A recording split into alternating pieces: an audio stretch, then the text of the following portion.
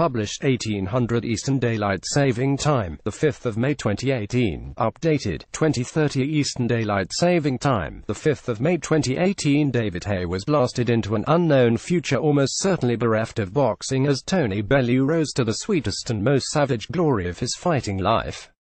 Haye's promise from Anthony Joshua of Bonanza Night at Wembley Stadium was blown into the yonder in 5 stunning rounds. Haymaker's ring career was probably ended by a thunderstorm of massive punches from the bomber, who had described himself as this little fat scouser. Tony Bellew beat former world champion David Haye for a second time as he prevailed in Saturday's rematch. Liverpudlian Bellew, 35, claimed victory late in the 5th round to defeat 37-year-old Haye in the Londoners' home City Jeff Powell scorecard.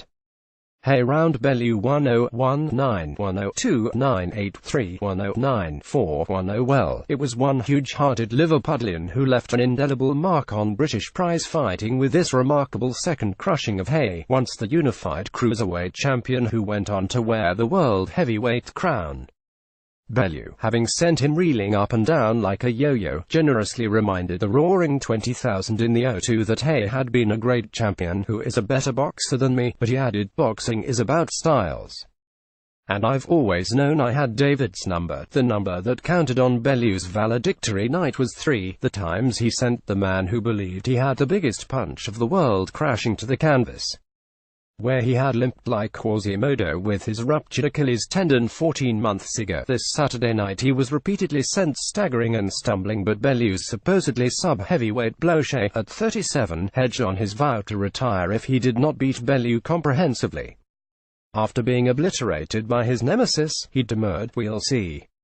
I actually enjoyed the battle in there, even though I got beat by the better man on the night of where his pair of victories over Haye may take him later this year." Bellew said, "I've got no idea. But the people seem to like watching me fight." This audience certainly rose to his acclaim after jeering him into the ring.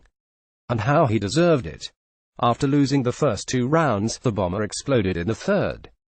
He surged into a shuddering exchange of blows and dropped Haye twice, each time the brain-scrambling rights which were supposed to be the Haymaker's trademark.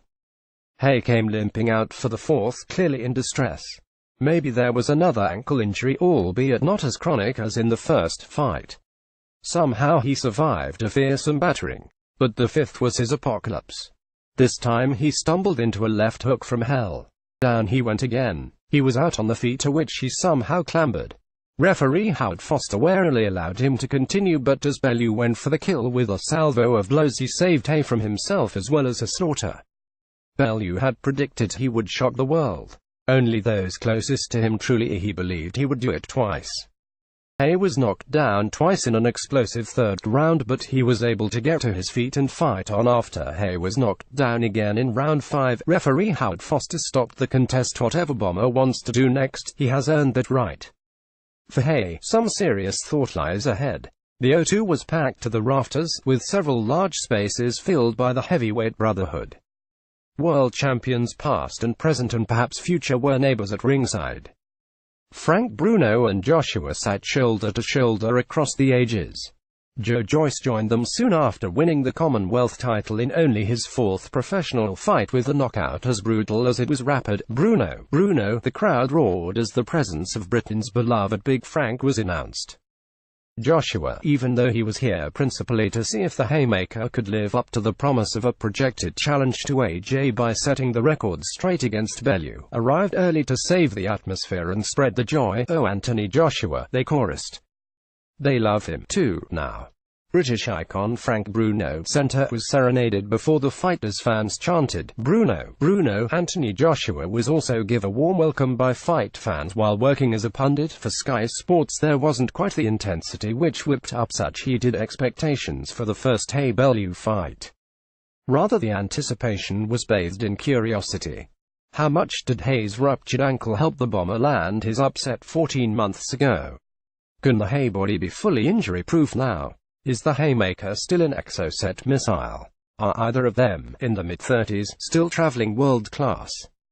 We were about to find out. Michael Buffer came all the way from America to ramble them in. Haye to a mixture of cheers and jeers, Liverpool's Bellew mostly to London boos. Both walked threateningly towards the other during the preliminaries, Haye staring and Bellew jumping like a jackrabbit. Haye was first to connect with the heavier shots, twice landing left hooks off his jab. A right cross followed. Bellew's jab was sharp but his swings missed and he shook his head as he was caught with another right before the bell ring announcer Michael Buffer revved up the sold-out O2 Arena crowd on Saturday night. Tottenham and England footballer Dele Alli was among the crowd at the London venue. Spurs right back Kieran Trippier was also in attendance and sat next to his wife Charlotte. Millwall attacking midfielder Tim Cahill centre raised his thumb as he was pictured pre-fight. Haye made his way out to the sound of McFadden. Seconds later he was staggered by a left-right combination. This was a different haymaker at this early point. Haye was swelling his right hand in the old Valley bowler style, to lure Bellew onto his left hand. Twice he sent the bomber back to the ropes. But suddenly Bellew came alive. Down went Haye from a snap right. Sooner was he upright than Bellew repeated the feat to claim a huge round. Bellew went for the kill at the start of the fourth. Somehow Haye survived, even as Bellew rained down the heavy punches. Haye was stumbling like a drunk. Haye looked to be limping still at the start of the fifth, and that spelled the end. Bellew flattened him again, this time with a massive left hook.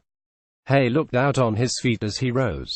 Referee Howard Foster allowed him to continue but leapt to intervene as Bellew unleashed the finishing salvo. Bellew walked away calmly, savouring his sweet triumph. Asked about retirement following his latest defeat, Haye said, "Is this the end? It didn't feel great in there tonight, but I don't know." Haye made the more aggressive start but was unable to maintain that level of performance. Bellew took control of the fight in the third round as he landed some heavy blows on Haye. Haye was beaten more convincingly than last time despite starting as the favourite again. Bellew looked emotional as he celebrated his 30th career win as a professional fighter during the London bout.